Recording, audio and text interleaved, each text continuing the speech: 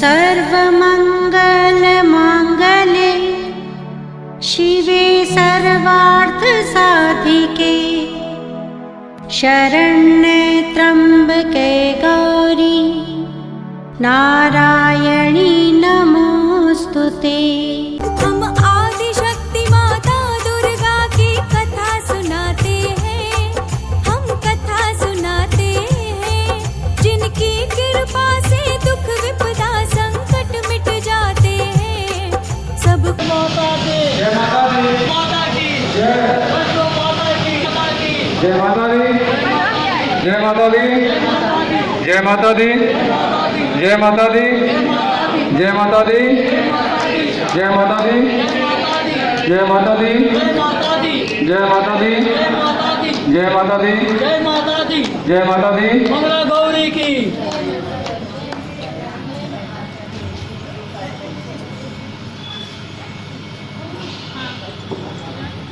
रास्ता छोड़ दीजिए, कृपया उन्हें आने दीजिए।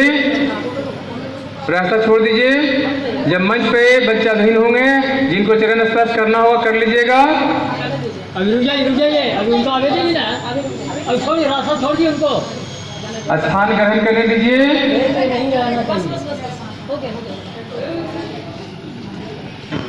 जय माता दी, जय माता दी, प्रेम से बोले जय माता दी, जय माता दी। आवाज आई जय माता दी, सब मिल बोले जय माता दी। गणपति की आदिशक्ति जगदम्बा की। विघ्नेश्वर पाद पंकजम कृष्णाय गोविंदाय नमो नमः। नमो स्वनंताय सहस्रमूर्तये सहस्रपादाय शीर्षोरुरावे सहस्रनाम्ने सबे यजुवास जजमान सबीरो जायतां निकामे निकामेन पर्जन्यो बरिखतु फलवत्यो न। एक रास में एक गोपांगना थी। वो रास के दौरान कृष्ण पर थोड़ा मोहित हो गई। तुलसी वही वो गोपांगना थी जो कृष्ण के आकर्षण से, सभी गोपांगना प्रभावित थी महाराज, लेकिन ये कुछ ज्यादा ही हो गया। वो कृष्ण के आकर्षण में कुछ ऐसा डूबी कि उन्होंने ये ठान लिया कि अब दूर से बहुत हो गया, इनको प्राप्त करना है। वो कहते ना, तेरे चेहरे से नजर नहीं हटती हाँ, अरे कौन है? नजारे हम क्या देखें। क्या बात है। ये सब आप लोगों ने आखिरी दिन के लिए बचा के रखा था। पहले परिचय दिया होता तो थोड़ा और आनंद आता। अब तो जाने का समय आ गया। तो भैया, अगर आप में भाव की जागृति हो गई, आप कथा से जुड़ गई, मैया से जुड़ गई, तो भैया मेरी तो कथा सार्थक हो गई। भैया सार्थक हो गई, मेरा आना सार्थक हो गया। राधा ने देख लिया, कहे जाओ पृथ्वी लोक पे जाओ। और उसी समय एक वहां गोप था, वो भी थोड़ा उस गोपांगना को बहुत चाहता था। ये कह दिया तुम राक्षस बन जाओ। मां को दया आ गई। मां ने कहा तुम राक्षस कुल में जन्म तो लोगे, लेकिन तुम में भक्ति कूट कूट के भरी होगी और उसी भक्ति से तुम्हारी मुक्ति होगी। दोनों पृथ्वी, एक राजा के घर में जन्म ली मकरध्वज, और दूसरी ओर ये राक्षस कुल में जन्म लिया। तुलसी का मतलब जानते हैं? तुलसी का जो पहला अर्थ है कि जिसकी तुलना किसी से नहीं की जा सकती, तुलना से परे।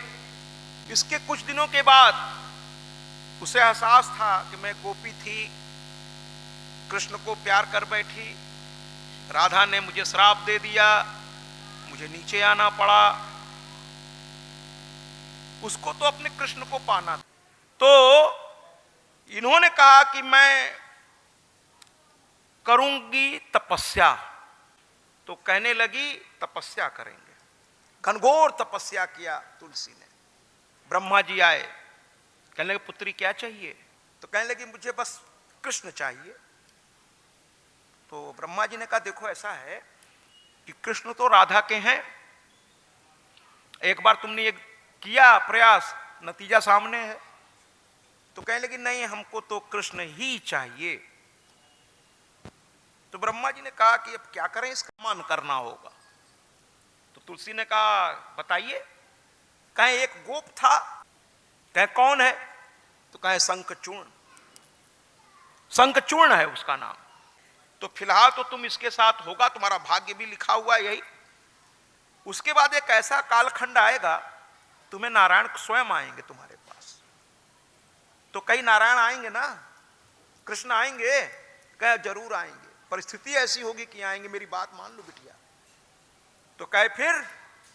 तो कहे बस तुम अपनी साधना छोड़ो, अब पूरा हो गया, मैं आ गया, पूरा हो गया, अब तुम शंखचूर्ण से विवाह करने की तैयारी कर लो। वहां से उठी और चलते हुए उसने मन में ठान लिया कि ब्रह्मदेव तो चले गए, अब आज से मां की भक्ति करेंगे। मां की भक्ति करने लगी। उधर शंखचूर्ण के पास भी ब्रह्मदेव गए, क्योंकि वो भी तपस्या कर रहा था। वही बात उनसे भी कही कि तुम्हारी गोपांगना यहां पर है, तुलसी उसका नाम है, तुम दोनों का मिलन होना जरूरी है। शंखचूर्ण और तुलसी दोनों का मिलन हो गया महाराज, दोनों का विवाह हो गया महाराज, दोनों आनंद से रहने लगे। लेकिन शंखचूर्ण था तो राक्षस, दानव ही था, और दानों का काम ही है सताना। तो भक्ति थी उसमें, लेकिन उसकी आदत थी, अब वो जिस कुल में था वो देवताओं को सताने लगा महाराज। नतीजा ये हुआ कि देवताओं ने बड़ी परेशानी में उन्होंने जा करके ब्रह्मा जी से कहा। ब्रह्मा जी ने कहा देखो भैया अब वो समय आ रहा है, चलो महादेव के पास चलते हैं। ठीक है महाराज। कहें चलो महादेव, महादेव कहे चलो विष्णु भगवान के पास चलते हैं। जब सब लोग विष्णु भगवान के पास पहुंचे कि भैया शंखचूर्ण आफत मचाए हुए है, और विष्णु भगवान ने कहा देखो मैं इसको नहीं मारूंगा। कहें क्यों नहीं मारोगे भैया? कहे ये मेरा भक्त है, रात दिन वो मेरा ही स्मरण करता है, कृष्ण रूप में करता है, नारायण रूप में करता है, और उसको जन्म से नारायण कवच वो अपने गले में धारण करता है। तो मेरा भक्त है, और भक्त को एक भगवान कैसे मार सकता है? अगर वो तकलीफ दे रहा है, चूंकि अमर्यादा में जाएगा, तो भक्त भी अगर अमर्यादा में जाएगा तो उसकी मृत्यु तो होगी ही। तो कहे मृत्यु तो इसकी होगी, क्योंकि अमर्यादित जीवन अब जीने लगा है। तो कुल मिलाकर के कहे मैं तो नहीं मार पाऊंगा। कहे फिर कैसे होगा? तो कहने लगे महादेव से उसकी मृत्यु होगी। इसीलिए अभी मैं आगे बताऊंगा कि तुलसी सारे देवताओं पर चढ़ती हैं, माने उनके प्रसाद में डाली जाती है, तभी वो देवता स्वीकार करते। विशेषतर नारायण शंकर भगवान पर तुलसी नहीं चढ़ती, न उनके प्रसाद में डाली जाती, क्योंकि उनके पति को शंकर भगवान ने मृत्यु दिया था। शंकर भगवान को दिया गया महाराज। नारायण ने कहा ले जाओ मेरा नारायणास्त्र ले जाओ, तुम्हारे त्रिशूल से मुश्किल हो जाएगी, ले जाओ। शंकर भगवान त्रिशूल लिए चल पड़े, साथ में गजानन, खडानन, मां काली चल पड़े। तुलसी को एक वरदान प्राप्त था। वो अपने, देखिए ठीक है कि नारायण को वो प्रेम करती थी जब तक विवाह नहीं हुआ था, लेकिन विवाह के पश्चात उसने अपने पति के अलावा किसी के बारे में कभी सोचा ही नहीं, किसी के बारे में कभी नहीं सोचा। उसमें पातिव्रत्य धर्म का पालन किया, और उसमें इतना तेज आ गया कि देवता भी, जरा समझिए आपकी ताकत क्या है महाराज। देवता भी कहने लगे कि कितना भी नारायणास्त्र दे दें, लेकिन शंखचूर्ण का कुछ होने वाला है नहीं। एक तो खुद भक्त है बहुत बड़ा, और दूसरा महाराज कहे दूसरा उसकी पत्नी जो है पातिव्रत्य धर्म का पालन करती है। अपने पति के सिवा कोई उसके नजर में आता ही नहीं। यहां तक वो नारायण को भी भूल गई है, जिसके लिए तपस्या की थी उनको भी भूल गई है। सिर्फ अपने पति पर ध्यान उसका रहता है। और जब तक दोनों का धर्म बचा है तब तक शंखचूर्ण को स्वयं महादेव भी नहीं मार सकते। कहे नहीं मार पाएंगे। कुल मिलाकर के हुआ तब कैसे होगा? तो कहे तुलसी का पातिव्रत्य धर्म को भंग करना पड़ेगा। बड़ी संकट कि कोई एक पतिव्रता स्त्री है, उसके धर्म को भंग करने का मतलब है महाघोर घनघोर पाप, और उसको झेल नहीं पाएगा कोई व्यक्ति। ये तो बड़ा गड़बड़ हो जाएगा। वो भी तुलसी जैसी पतिव्रता। सब पीछे हट गए, कहे नहीं नहीं महाराज ये संभव नहीं है। भले शंखचूर्ण करता रहे जो करना है, लेकिन ये संभव नहीं है। तो हुआ कि भैया फिर तो मारा ही नहीं जाएगा, और यह सता रहा है। बड़ी मुश्किल ये है। अंत में भगवान विष्णु की ओर लोगों ने देखा। तब ब्रह्मा जी आगे बढ़कर बोले कि मैंने उसको जबान दी है, वो समय आ रहा है। वो असल में विष्णु भगवान को ही प्राप्त करना चाहती थी नारायण रूप में। और मैंने कहा है कि एक परिस्थिति ऐसी आएगी कि नारायण स्वयं चल के तुम्हारे पास, अब वो समय आ गया। तो हे नारायण, अब उसकी तपस्या को सार्थक करिए। नारायण ने कहा अरे बाप रे, पता नहीं क्या होने वाला है। कहे ठीक है भैया, अगर तपस्या की है तब तो जाना ही पड़ेगा मुझको। अब इधर महादेव जाकर के डेरा डाल दिए, उसके दर किले के अंदर पहुंच गए और अपने दूत को भेजा, कह जाओ कह दो या तो युद्ध करे या देवताओं को सताना छोड़ दे। फिर हाथ जोड़ के बताया कि महाराज महादेव आए हैं।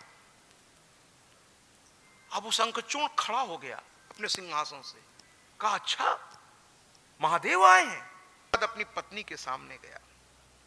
पत्नी तो समझ गई कि युद्ध की घोषणा हुई महादेव से। उसकी आंखों में आंसू झिलमिला गए। उसको लगने लगा कि अब पहली और आखिरी मुलाकात है। पहली तो नहीं, अब आखिरी मुलाकात है। थोड़ी सी घबरा गई, कहने लगी पता नहीं अब दोबारा इनको देख पाएंगे कि नहीं। अब पत्नी जब घबरा गई, तुलसी जैसी पत्नी घबरा गई पति को कि जा रहे हैं वो भी महादेव से, तो उनसे कौन बचा है कि ये बचेंगे। अब उनको हिम्मत देने का काम पति ने शुरू किया। पति पत्नी को हिम्मत दे रहा है, पत्नी पति को, और दोनों एक दूसरे से कह रहे हैं कि जब हम जगदम्बा के, हम जब शक्ति के उपासक हैं तो डरना किस बात का। युद्ध में जाने से पहले पत्नी अपने पति को मजबूत कर रही है कि सामने महादेव है, कहीं डर न जाइए। इसलिए दोनों एक दूसरे को हिम्मत दे रहे हैं। क्या कहते हैं महाराज? जय अम्बे जगदम्बे मां, तेरे दम से है दुनिया। जय अम्बे जगदम्बे मां, तेरे दम से है दुनिया। तेरी महिमा कोई न जाने, तुझसे कौन बचा है यहाँ।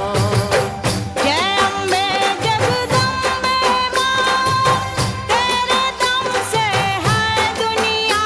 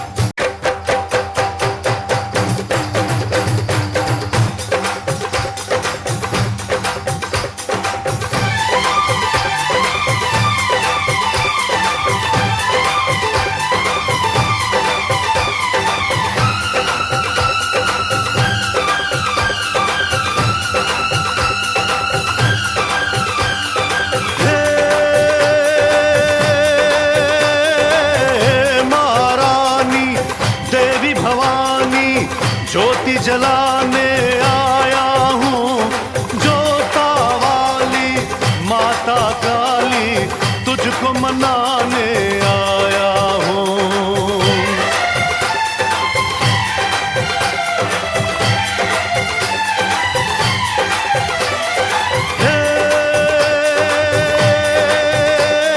मैं हर वैष्णव दुर्गा चंडी बस तेरे गुण गाऊंगा, बरस बरस मैं इन चरणों पे श्रद्धा फूल चढ़ाऊंगा।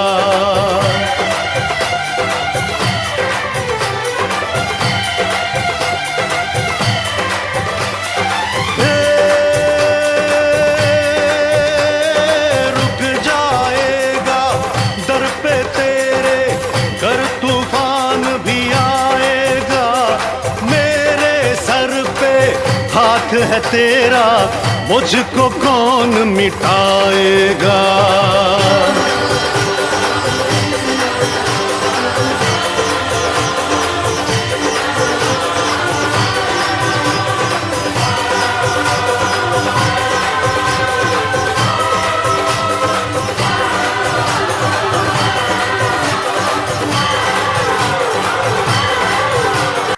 युद्ध के लिए शंखचूर्ण चल पड़ा। ये कुल मिलाकर के युद्ध के लिए चल पड़ा। बड़ा विचित्र दृश्य है, ऐसा कभी युद्ध अपना जाती है, एक दूसरे को ललकारती है, लड़ाई हो जाती है, कोई जीतता है, कोई। यहां विचित्र है, ये क्या करता है, रथ से उतर जाता है। जहां महादेव बैठे हैं उससे काफी पहले ही रथ से उतर गया। ध्यान से सुनिएगा, बड़ी आनंददायक कथा, इसीलिए सबसे अंतिम दिन हम लोग इसको रखते हैं। ये रथ से उतर जाता है, पुरोहितों को लेता है, कहता चलो महादेव की पूजा करनी है, जिससे लड़ना है, जिससे युद्ध करना है, उसी की पूजा भी करना है महाराज। अजीब सी स्थिति है, कहे महादेव की पूजा करनी है, हमारे दरवाजे आए, हमारा सौभाग्य है। पुरोहितों को आगे कर लेता है और कहता है चलो भाई, सब लोगों को लेकर चल देता है। और जैसे ही दूर से देखता है कि महाकाली बैठी हैं, महाकाल बैठे हैं, क्रोधित अवस्था में हैं, फिर भी इसको आते देखा तो महादेव ने मां काली की ओर देखा कि ये क्या, हम तो युद्ध करने आए हैं, ये तो पुरोहित लेके आ रहा पूजा करने हमारी तुम्हारी। दूर से ही प्रणाम किया, साष्टांग लेट गया और कहने लगा ओम नमः पार्वती पतये। थोड़ा सुनाई कम देता है, थोड़ा और से, ओम नमः पार्वती। कुछ ऐसा आवाज लगा दिया, ऐसा आवाज लगाया, महादेव प्रसन्न हो गए। कहने लगे इससे कौन लड़े भाई, कोई प्यार से बोलेगा तो उससे कोई मूर्ख ही लड़ेगा। महादेव ने कहा तो गड़बड़ हो गया, हम लड़ने आए थे, ये तो सम्मान देने चला रहा है। कोई भी पढ़ा लिखा आदमी अगर उसका आप सम्मान करेंगे, उसको प्यार देंगे, तो वो क्यों आपसे लड़ेगा महाराज। लड़ने के मूड में भी होगा तो नहीं लड़ पाएगा। इसीलिए जब कोई गुस्से से बोले तो उसको थोड़ा प्यार दीजिए महाराज। हाँ दीजिए। अगर वो एकदम दुष्ट प्रवृत्ति का होगा तभी आपके प्यार को आपकी कमजोरी समझेगा। समझदार होगा तो समझ जाएगा कि कर तो ये भी सकता है बहुत कुछ, लेकिन सम्मान दे रहा है। समझदार होगा तो कहेगा इसी सम्मान में भाई ठीक है, अच्छा है कि ये सम्मान दे रहा है, चलो काम खत्म। मूर्ख होगा तो सम्मान पाके और सोचेगा कि हम, वो तो अलग समस्या है। कुल मिलाकर के महाराज ये पहुंचा और विधिवत पूजा की महादेव की।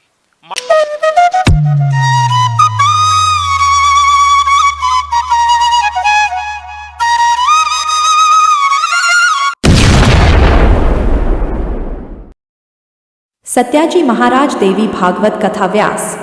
सत्याजी महाराज से समस्त सोशल मीडिया प्लेटफॉर्म पर जुड़े। अब गूगल पर भी उपलब्ध सत्याजी महाराज।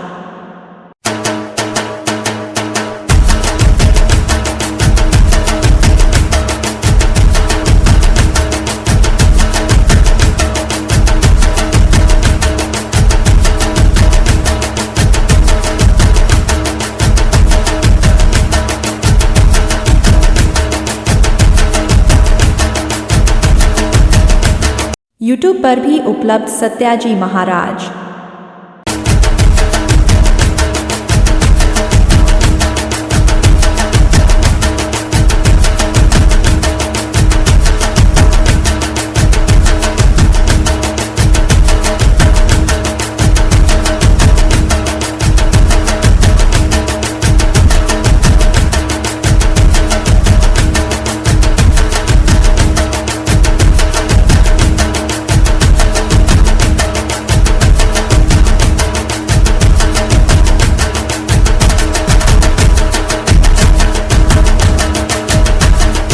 इंस्टाग्राम पर भी उपलब्ध सत्याजी महाराज।